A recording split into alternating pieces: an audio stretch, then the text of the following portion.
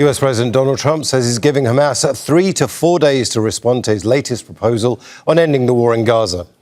Trump has also warned the group there will be severe consequences and a very sad end if they fail to accept the deal. The ultimatum comes a day after Trump's meeting with Israeli Prime Minister Benjamin Netanyahu at the White House. The two presented a 20-point proposal on a ceasefire if agreed to by all sides. You know, with Hamas, we want very simple. We want the hostages back immediately, and we want some good behavior. And, you know, it's pretty simple. You don't get simpler. Think of it. We've signed every country in the Middle East. This is like an impossible thing. It's never been done before. This is more than Gaza. Gaza was big stuff, but Gaza is a piece of it.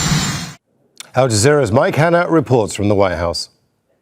That 4 to 5 day breathing pause for Hamas, which President Trump has handed out, was not contained in the original 20-point plan that he presented in the last 24 hours. It also did not come up during his news conference with the Israeli Prime Minister. It was rather more of an aside as he boarded a helicopter in the course of the morning, which appears somewhat haphazard given all the planning that appears to have gone into this 20-point plan. But President Trump himself appears somewhat optimistic about the success of this particular plan.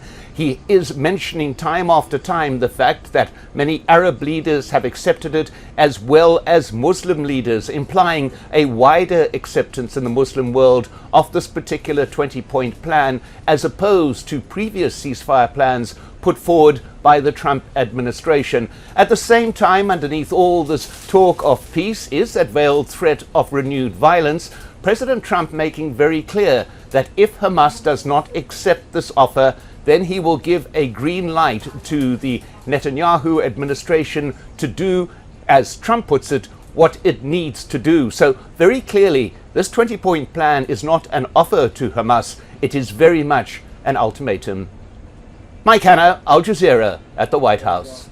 Don't miss out. Get the full picture. Subscribe to Al Jazeera for reliable news and expert insights. Like, share, stay ahead.